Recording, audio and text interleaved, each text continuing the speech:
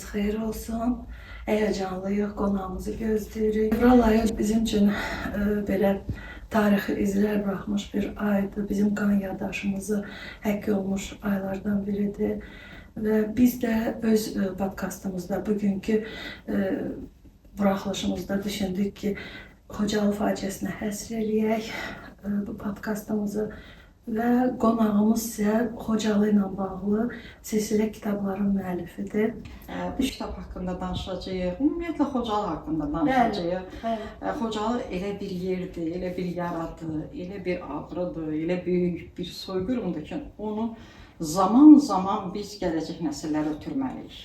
Mən elə bu kitabı axtaranda mən çox sevindim ki, siz bu kitabın təqdimatında Xocalıda eləmisiniz. Təbii. Və siz ora gedəndə nə hisslər keçirdiniz? Bax, mən illərlə arzuladığım, illərlə yuxularımda olan Xocalıya qayıtdım. İlk dəfə Xocalıya qayıtmaq mənim üçün nə qədər sevincli idisə, bir o qədər də kədərli idi. Çünki orada böyük bir faciəni yaşadım, böyük bir soyqırımı yaşadım, doğmalarımı itirdim. Salam, hər vaxtınız xeyir olsun. Bugünkü podkastımızı həsr eləmişik Xocalı faciəsinə və qonağımız deyərdim ki, çox maraqlı həmsöhbətlərdən biridir. Faciəyə gedən yol, Xocalı yaşayır, onlar heç vaxt böyüməyəcəklər. Xocalı ölməyib, Xocalıdan gələn var, ölümdən oyan ki Xocalı, Xocalı uşaqları, qan içində qar çiçəyi, dünya susmasın gərək, sonda ümid ölür, kəfəndən biçilən gəlinlik paltarı və bu kimi silsilə, Xocalı faciəsinə həsr olmuş silsilə kitabların müəllifi. Xüsusilə də ki, türk, rus, ingilis, alman, ərəb, macar və malay dillərinə tərcümə olunmuş, onlar heç vaxt böyüməyəcəklər kitabının yazarı. Erməni təcavüzün tanınması ictimai birliyinin sədri, Türkiyədə və Almaniyada Azərbaycan həqiqətlərinin dünyaya yayılması ilə əlaqədar müxtəlif tədbirlərin iştirakçısı, eləcə də Qarabağın işğalına qarşı Avstriyada və Bosniya-Herseqovinada keçirilən beynəlxalq konfransların iştirakçısı, jurnalist Səriyə xanım Müslüm qızı. Məsələn, bu yaşanan faciəni o silsilə kitablara köçürtdünüz də. Yəni ki, bu ağrı səngidimi? Hər kitab yazandan sonra müəyyən mənada o ağrını biraz səngimiş hiss elədinizmi? Və yaxud da ki, özünüzə elə bir vətəndaşlıq borcu bilirdinizmi ki, bu kitabı yazmalıyam? Dərdi danışmaq yazmaqdan asandır. Dərdi yazmaq çox çətindir. Çox çətin. Bəzən deyirlər ki, hisslərlə yazılan kitablar zəif ola bilir. Mən o fikirlə heç cür razı deyiləm. Ümumiyyətlə faciələrdən, soyqırımdan, təbii fəlakətlərdən yazılan kitablarda hökmən hiss olmalıdır, duyğu olmalıdır. Onu yaşaya yazmasan, o kitab heç vaxtı istənilən səviyyəni verə bilməz. Bayaqlar qeyd elədiniz ki, o kitabları yazanda sakitləşə bildinizmi? Mən o suala belə cavab verə bilərdim.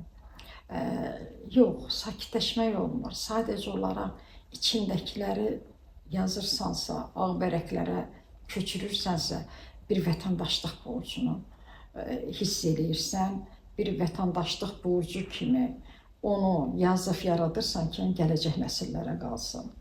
Bayaq qeyd elədiyim kimi, mən kitablar yazdıqca onları həm yaşayıram, həm ağrılarım yenidən baş qaldırır. Düzdür, o ağrı bizim içimizdədir, bir köz bağlamayan yaradır. Amma onlar yenidən baş qaldırır o kitabları yazanda. O obrazları özünləşdirməlisən. Bax, söhbətimizin ilk öncəsində siz məni Hardasınız 13-lər kitabının izi ilə axtarmışsınız və bu kitabı mən Xocalıda keçirdim. Düzdür, o çox ağır və sevindirici hiss idi ki, mən artıq Xocalıdayam Xocalıda ərsəyə gətirdiyim kitabı mən təqdimatını keçirirəm. Amma inanın, həmin o qəhrəmanlar var, 13 qəhrəman.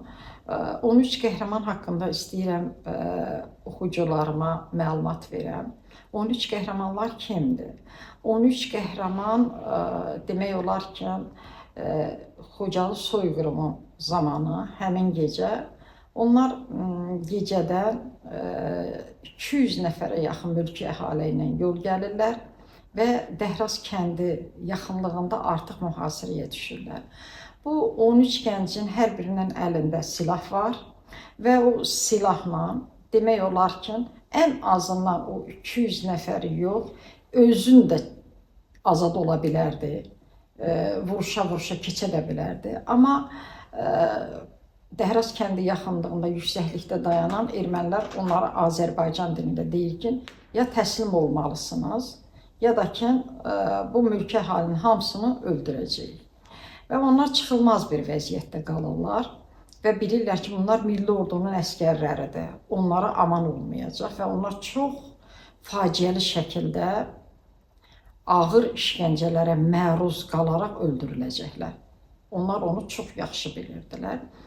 O qadınların, o uşaqların sağ qalması naminə onlar özlərini fəda edirlər və əsir düşməyi seçirlər.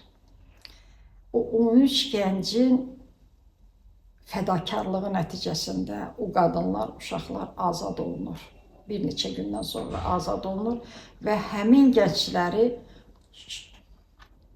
demək olar ki, insanlığa sığmayan ağır bir işgəncə ilə o 13 gənci öldürürlər. Necə ki, Natiq Qasımovu onlar diri-diri hissələrə, parçalara bölmüşdü.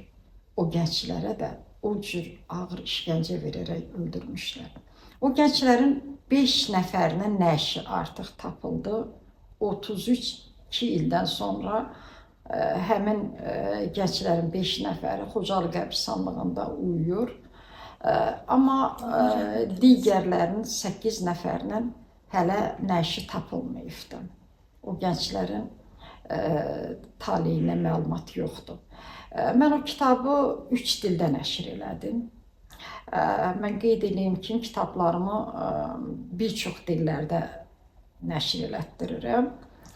Mənim artıq kitablarım 11 dildə demək olar ki, dünyada yayımlanır. Və bu kitabda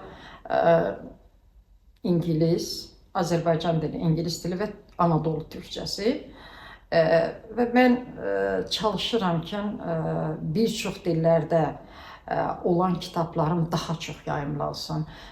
Xocalı soyqırımının bu qədər ağır izlərinə baxmayaraq, bu qədər ağır necə deyim, hər birimizin taleyinə təsiri olmağına baxmayaraq, həmçində ki, biz dəfələrlə, faktlarla bunu sübut etməyə çalışmışıq və s. Və məhz onlardan da biri sizsiniz.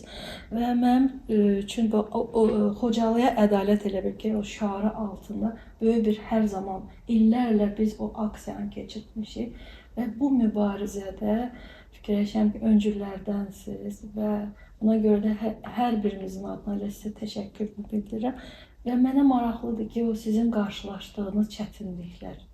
Yəni ki, siz onu Azərbaycandan kənarda onu təbliğ etdikcə, Azərbaycandan kənarda onu ictimaiyyətə çatdırdıqda hansı çətinliklərlə üzləşdiniz?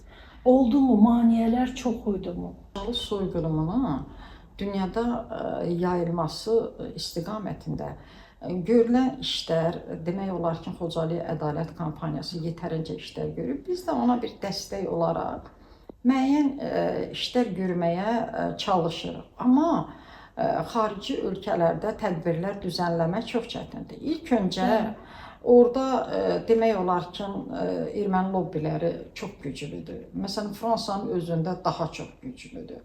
Hardakı Amerikanın özündə daha çox güclüdür. Çünki hardakı ermənilər daha sıx, kompakt halında yerləşirlər, yaşayırlar. orada onu keçirmək o qədər də asan bir şey deyil. Demək olar ki, mən təkcə kitabların təqdimatını keçirmirəm. Həm də deməli mənim artıq 8 sənətli filmim ərsəyə gətirmişəm. Həmin filmləri bir çox dillərə dublyaj elətdirmişəm. Deməli, Bosniya-Hersegovinada biz Srebrenitsa anaları ilə görüşdük. Orada bayaqları qeyd elədiyiniz kimi Boşnak və Azərbaycan qadınlarını tərənnüm eləyən artıq heykəllər də öz əksini tapıbdı. Orada mən təkcə Bosniya-Hersegovinanı demirəm. İstər Almaniya olsun, istər Macarıstan olsun, istər Hollandiya olsun, istər Avstriya olsun və bir çox dövlətlərdə işləyirəm mən. MDB dövlətlərində də. Və orada mən qarşılaşıram ki, bu kitabların eyni zamanda filmlərin, eyni zamanda mən Almaniyada bir aksiya keçirdik. Brandenburg qapıları deyilən yerdə aksiya keçirdik. Onları keçirmək, o tədbirlərin təşkili o qədər də asan deyil və eyni zamanda kitablar burada standartlara uyğun gəlməlidir. Məsələn, səfirlərin, diplomatik korpusların iştirakı ilə keçirilən tədbirlərdə kitablar həddindən artıq yüksək səviyyədə, o standartlara uyğun olan şəkildə çıxarılmalıdır. Eyni zamanda o faciəni əks elətdirilməlidir. Məsələn, Malayziyada mənim kitabımı səfirlər özləri çıxardıbdı və bir neçə kitabları təqdim ediblər və o kitabların içərisindən mənim Xocalı uşaqları, bax, bayaq dediyim bir kitab, bunu mən özüm çıxartdırmışdım və bu kitab o Malayziyaya gedib çatmışdı. Həmin kitab bunlar oxuyub və bu kitabdan Malay, bir də İngilis dilində bu kitabı nəşr elətdirmişdi səfirlik tərəfində. Belə faktlar sadalamaq çox olar. Yəni, səfirlər özləri də maraq göstərirlər və ona görə də mən buradan Xarici İşlər Nazirliyinə xüsusi təşəkkürümü bildirirəm ki, mən bir çox səfirlərlə işləyirəm. Səfirlərlə işləmək həm asandır, həm çətindir. Amma biz nəyə görə bunlarla işləməyi mən qarşıma məqsədim? Çünki bu bir dövlət orqanıdır. Bu demək olar ki, səfirlərin həmin ölkələrdə əlaqələri genişdir. Həmin ölkələrdə onlar bir çox işlərə imza atırlar və belə kitabların, demək olar ki, filmlərin təqdimatları yüksək səviyyədə alına bilir. Demək olar ki, mən bu kitablarımla kifayətlənmirəm. Təkcə kitablarla kifayətlənmək olmaz.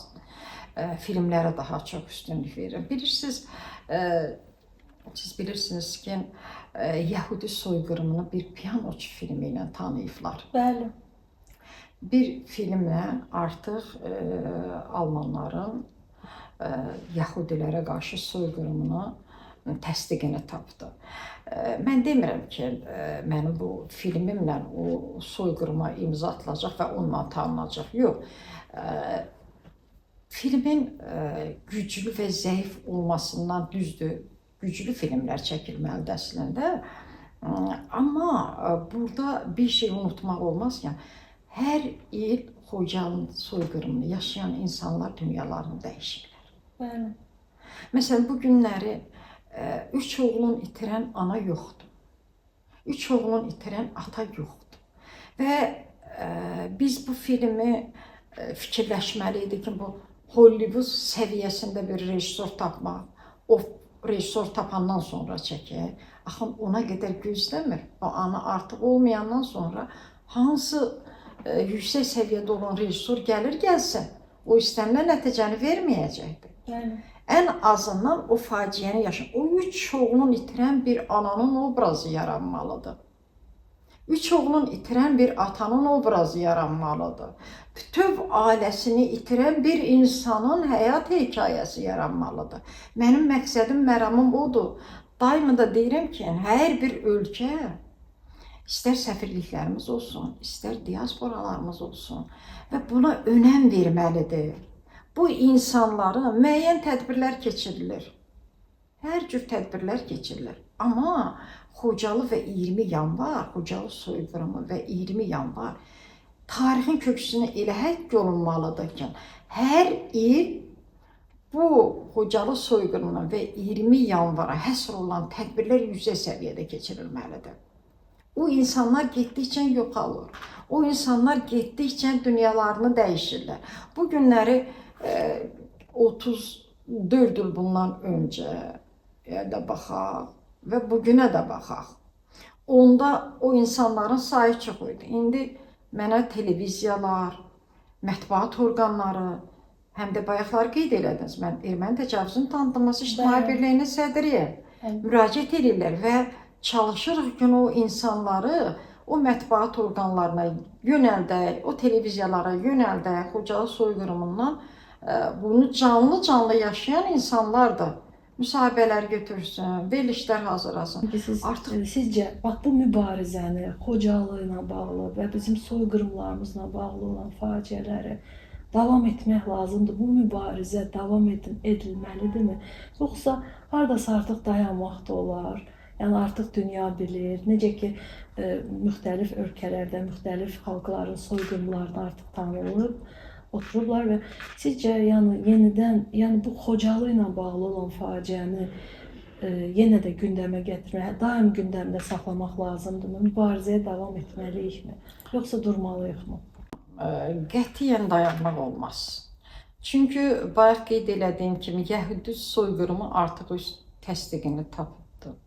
Eyni zamanda Bosniya Hersegovinada olan qətliam da öz təsdiqini tapıb və dünya bunları tanıyır. Amma Xocalı soyqırımının hələ təsdiqini tapmayıbdı. Ona görə də biz durmadan, dayanmadan, yorulmadan bu işləri görməliyik. Mən təkcə bayaqlar qeyd elədiyim kimi səfirliklərlə, diaspora ilə bu işləri həyata keçməyə çalışmıram. Eyni zamanda siz bilirsiniz ki, bizim xaricdə yaşayan nə qədər soydaşlarımız var. Və o soydaşlarımızın içərisində həm dil bilgiliyi, həm intellektual səviyyəsi, həm orada çəkisini nəzərə alaraq, bax, burada bayaqları danışdığım bu kitab haqqında hardasınız olmuşlar. O kitabın ingilis dilinə çevrilməsində bir xanım var, ixtisasca jurnalistdir, Günarə xanım Əliyeva. Onun da köməyi nəticəsində bax, bu kitab ingilis dilinə çevrildi və eyni zamanda orada Holland var. Biz ötən illəri Hollandiyada, Den Haagda 2 kitab ərsəyə gətirdik. Daha doğrusu mən 2 kitab ərsəyə gətirdim. Onlardan biri, onlar heç vaxt böyüməyəcəkdi, Holland dilinə tərcümə elədi həmin xanım. Və orada Holland var, Henry. Və onun köməkliyi ilə biri redaktor, digərisi tərcüməçi kimi və o kitabları Holland dilinə tərcümə edib və o kitabın təqdimatını keçirdik. Və mən bayaqları qeyd elədiyim kimi təkcə ingilis dili ilə bitmir. Dünyada nə qədər xalqlar varsa, o xalqların dillərində kitabların nəşr edilməsi, bəlkə də orada olan o xalqlar ingilis dilini bilmir. Onların öz dilləri var. Ola bilər ki, olar. Orada demək olar ki, bax, bayaqlar gördüyünüz, bax, bu kitabxanada görün, nə qədər kitablar var. Hardasa bir əcnəbi gəlirsə, o öz dilində birinci növbədə kitab axtarır, elədirmi? Ona görə də mən çalışmışam ki, Hollandiyada Holland dilində, ingilislərin yaşadığı məkanda ingilis dilində olsun, rusların yaşadığı məkanda rus dilində olsun. Türkiyədə, məsələn, biz deyirik ki, türk dilində danışanda uşaqdan böyüyə qədər onu çox gözəl başa düşürük. Amma mən Türkiyədə dəfələrlə tədbirlər keçirmişəm. Dəfələrlə o tədbirlər, onlar bizi başa düşmürlər. Ona görə də mən çalışıram ki, o kitabları Anadolu türkçəsinə tərcümə elətdirirəm. Filmləri Anadolu türkçəsində dublyaj elətdirirəm. Bax, bu kitabın indi inşallah biz ümid edirəm ki, Türkiyədə bu kitabın Anadolu türkçəsini artıq kitab nəşrdədir. Bu yaxınlarda işıq üzü görəcək. Anadolu türkçəsinə onun deməli, işıq üzündə görülməsinə nail olacağıq, onun təqdimatına nail olacağıq. Keçən illər biz Holland dilində kitabı tərcümə elətdi və o xanım bəy eyni zamanda onun təqdimatını keçirtdik Hollandiyada. Bir il isə həmin kitab Anadolu türkcəsində, həmin kitab yox, daha doğrusu Hardasınız 13-lər, Hardasınız 13-lər kitabını mən Xocalıda ərsəyə gətirdim və bayaqlar qeyd etdiyim kimi o adını çəkdiyimiz dillərə də tərcümə olundu. Türk dilində olan kitab ayrıca nəşr olunur və o kitabın da Türkiyədə təqdimatı gözlənilir. Ən yeni tariximizin qan yaddaşını bax belə yazılarınıza köçürərəkdən, həmçindəki bizdən sonraki nəsillərə çatdırmaqda bax belə mübarizə aparmağınıza görə, bu cür kitabların ərsəyə gətirməyinizə görə, təbliğ etməyinizə görə, gördüyünüz bu mübarizəyə görə mən sizə təşəkkür edirəm. Və bizim də necə deyim, dəvətimizi qəbul elədiniz, gəldiniz. Düzdür, çalışdım, bacardığım qədər çalışırdım ki, göz yaşlarıma hakim olam. Çünki elə bir mövzunu və sizin o gözünüzdəki o kədəri, həmçində sizin o gözünüzdəki o, necə deyim, o heç nə ilə o belə izah edilməyən o, nə bilim, o belə ağrını görmək mənim üçün çox çətin idi. Bu elə ağrıdır, bu elə acıdır ki, bu tarixin köksünə yazılmalıdır, tarixin köksünə qoyulmalıdır. Aradan illər ötəcək, amma bir gün bu verilişə siz də Allah qismət eləyər, mən də baxanda o anı, o günü xatırlayacağıq. Bayaqlar qeyd elədiniz ki, sizin gözünüzün rənginə baxanda, gözünüzün içinə baxanda, sanki elə bilirəm ki, o faciə ora həkk olunubdur. O təkcə mənim gözümün içərisində deyil. İnanın, orada kiçikdən böyüyə qədər o faciəni yaşayan insanların hər birinin gözünün içinə baxanda sanki orada o faciənin şəkli çəkilibdir. Elə o şəkil də orada, bəlkə də onlar ömürlərinin sonuna qədər də o şəkil orada qalacaq. Çünki faciəni yaşayan insanlar, təkcə o insanlar onu ömürlərinin axırına qədər yaşamırlar. Eyni zamanda onlardan doğulan uşaqlar, uşaqlarının uşaqları, bu elə bir ağrı, elə bir acıdır ki, bu nəsildən nəsilə ötürülür. Və ən ağrı da odur ki, 34 il bundan öncə bizim Azərbaycan xalqının bir parçası olan Xocalı adlı məkanda belə ağır faciə baş verdi və ağır faciənin ağrısını da, acısını da Azərbaycan xalqının nümayəndələri çəkdi.